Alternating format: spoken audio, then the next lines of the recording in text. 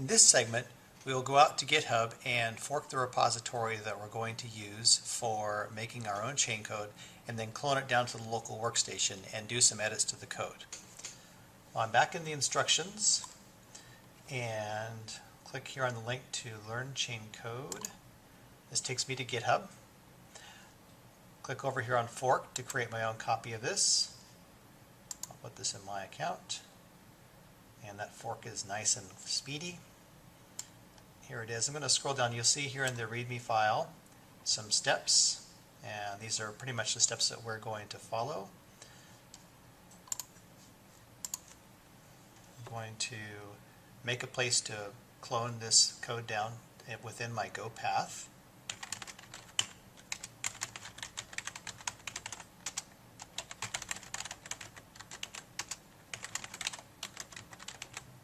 And then run the git clone. One thing to note here, you want to put your path here, whatever one you happen to choose. So that way you're making a clone of your fork.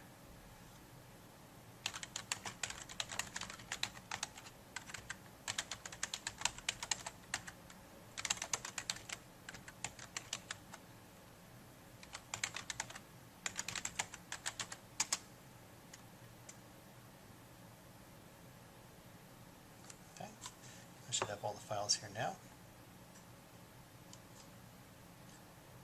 Go back out to the instructions.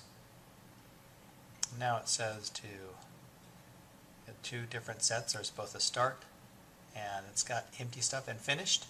This is where you can push your final code to, or you can just deploy from the start version. Also, if you don't want to do any of these edits and coding all, you can just use what's already over there in finished. It's already got a full copy. Let's go down into our start folder.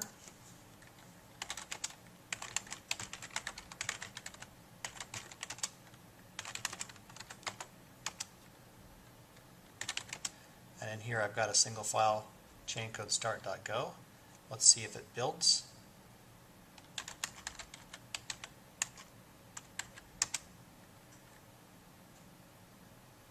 And as the instructions say, it should return with no errors or text. So we're all looking good there. Now it's time for us to implement a chain code interface in this application.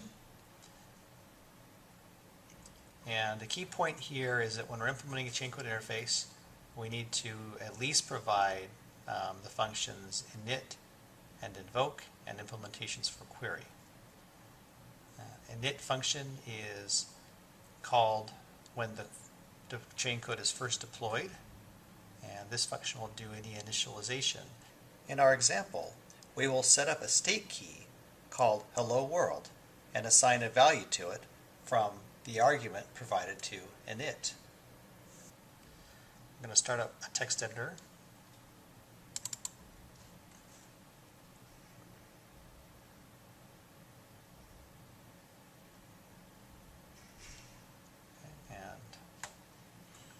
Here is the init function. I've got chaincodestart.go open. Here's the init function, and we can see right now there's really nothing to this init function. We're going to copy the code over from the example website.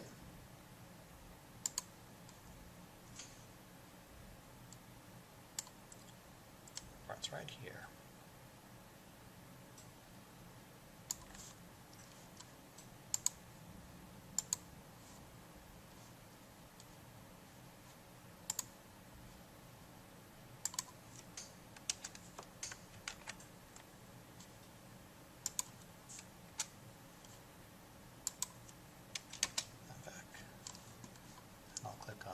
Save.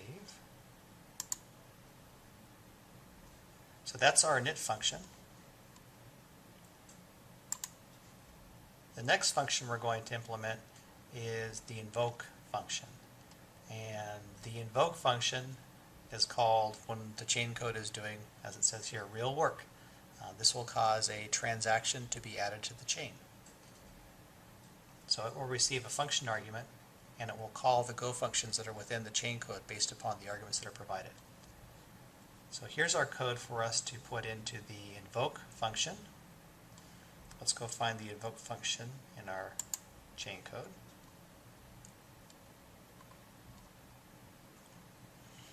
And so here, there is already a little bit of code here. We're just going to replace this with the sample.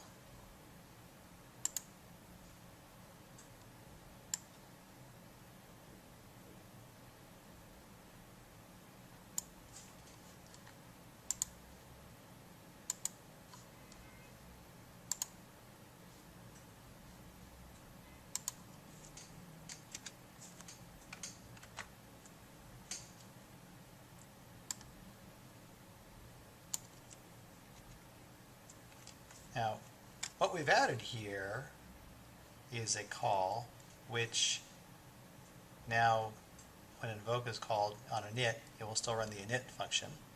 And here, if we call a write function, we're now going to run write. And we need some code for write. So let's find that and add it.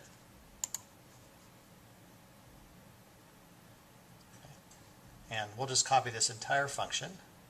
I'm going to put this at the bottom of the code.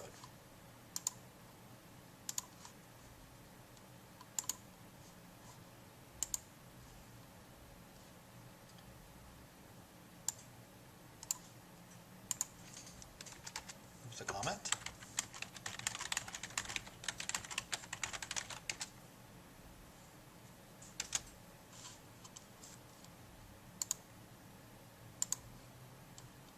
And here's the entire write function. That looks good.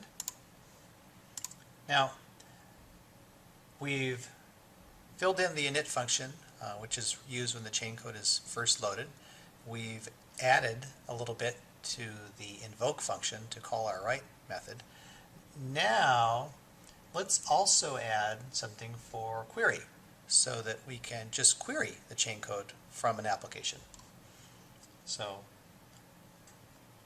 here's our query function example. Let's go find that in the code. Okay. And here we see we've got a query. It's a simple one. We're going to replace this dummy query with one that will read a key from the state. So we can use this to read from the key that we set with the init function.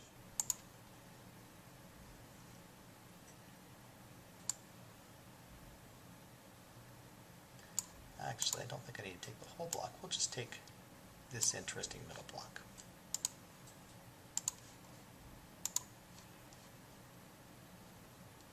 I'll paste it below for right now. And then we will just remove this from the sample from before.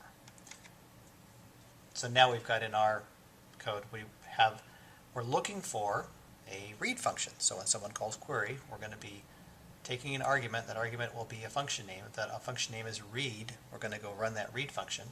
But our code doesn't have a read function yet. Let's get it. So here's our read function. Copy this whole thing, and just like before, we're going to add it to the bottom of our chain code.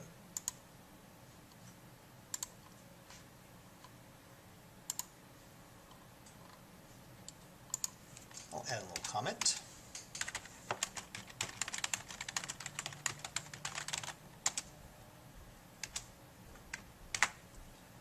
And that's pasted in as well. I'm going to go ahead and click on Save here.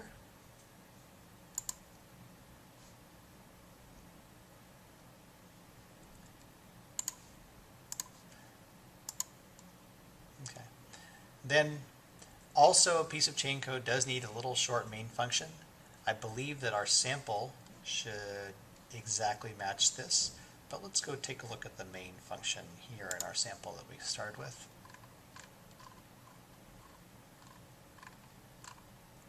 Okay, and that's the code there.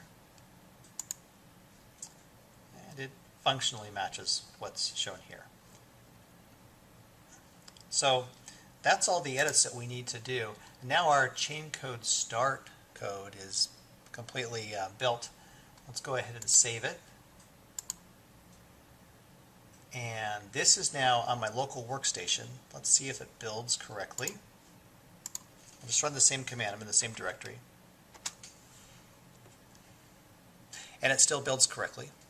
So the next step is to send this back up to the repository in GitHub, because when the blockchain service is going to be reading the chain code and adding it to the blockchain network, it needs to do that from a GitHub repository.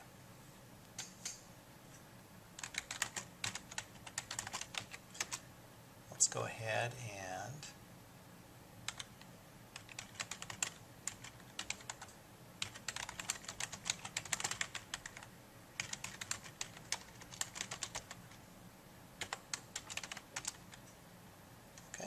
ready to git push.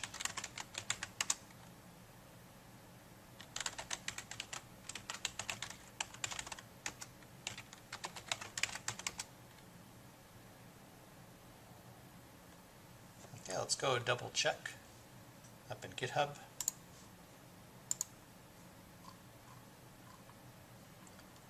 Reload this page. Okay, under Start, we see we've got added functions to make chain code work. We'll just scroll down to the bottom here and make sure I have a read function, and a little higher up I've got a write function. So our code now is up on GitHub and ready to be imported into blockchain. And we're going to do that in the next section.